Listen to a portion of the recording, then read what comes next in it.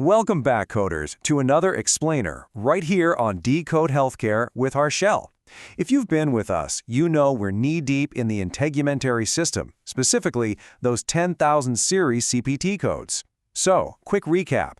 In Part 2, we covered shaving. Remember? Just skimming the surface. But today, we're going deeper. We are jumping right into the ultimate showdown, benign versus malignant excisions. Look, if you're a beginner medical coder, looking at a surgical report for skin removal can feel totally overwhelming. The doctor took off a mole or a cyst or maybe a spot of skin cancer. What code do you actually pick? Well, take a breath. We're going to break down exactly how to tell these two distinct categories apart, benign and malignant, and how to code them perfectly without second-guessing yourself. Let's get into it. Section 1. Defining an excision. Before we even think about picking a specific code, we have to know what an excision actually is. You can't just assume every single time a scalpel is used, it's an excision, right? In plain English, the CPT guidelines define an excision as the full thickness removal of a lesion, including the margins. Full thickness is the absolute key phrase here. Unlike shaving, an excision goes all the way through the dermis, and because it makes a deeper defect in the skin, it usually requires sutures to close it up. This visual brilliantly illustrates exactly what I mean. See how the scalpel cuts through the epidermis, all the way down through the entire dermis, and straight into the subcutaneous tissue below? The surgeon is pulling out the entire lesion as one big block of tissue. So, if your surgical report describes cutting down into that subcutaneous fat, bingo, you are dealing with an excision. Section 2. Measuring the lesion. Okay, listen up, because this is literally the most important rule in this entire explainer. In the integumentary system, your code selection is entirely driven by size, and honestly, coders get this wrong all the time.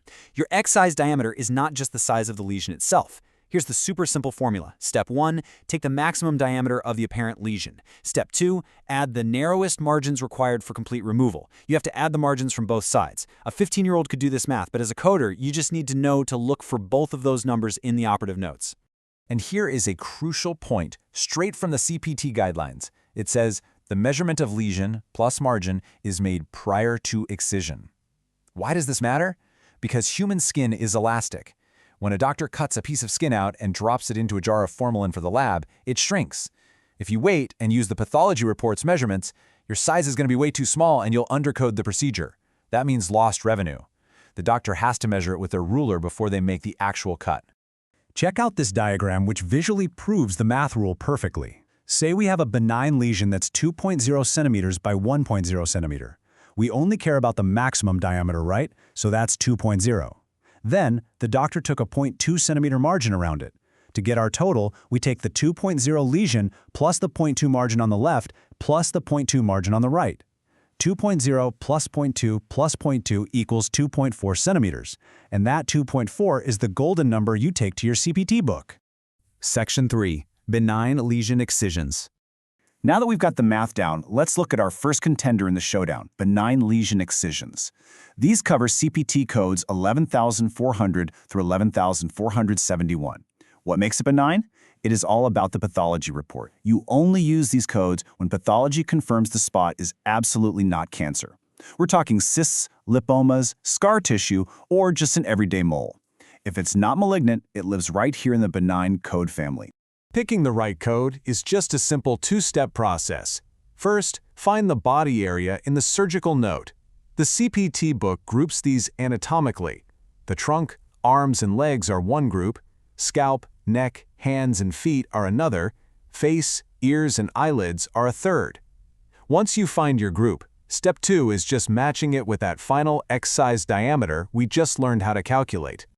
One quick heads up before you lock in that benign code. Simple, non-layered closure is already bundled into these excision codes. Think about it. When you remove a full-thickness piece of skin, you gotta sew it back up. If the doctor just does a basic one-layer stitch, do not bill a repair code separately. You only report closures if they are intermediate, meaning layered, or complex repairs. Section 4. Malignant lesion excisions. All right, we've crushed benign. Let's tackle the other side of the ring, malignant lesion excisions, spanning codes 11,600 through 11,64-6.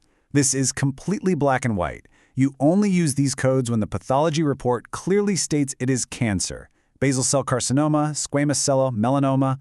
If the path report says cancer, you flip straight to the malignant section in your CPT book. The great thing about the CPT book is how consistent it is. You follow the exact same 2 steps we just did. Identify the body area, then find the X-size diameter. But here is the clinical difference you'll spot in the operative notes. Because we are dealing with cancer, the margins are usually much wider.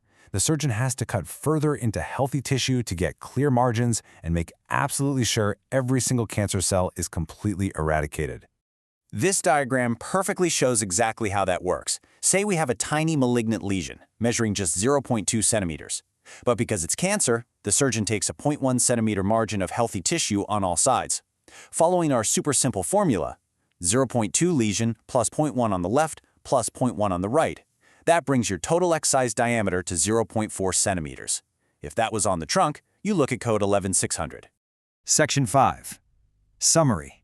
Huge congratulations! You now have the foundational skills to confidently measure, calculate, and code any benign or malignant skin excision. We conquered the math, the margins, and the pathology rules. Remember, wait for that path report to choose your code, and don't double bill those simple closures. Make sure to hit that subscribe button, because in Part 4, we're decoding the highly tricky guidelines around nails and pilonidal cysts. You definitely won't want to miss it. Until then, ask yourself, next time you look at a pathology report, are you absolutely sure you aren't leaving revenue on the table by miscalculating those margins?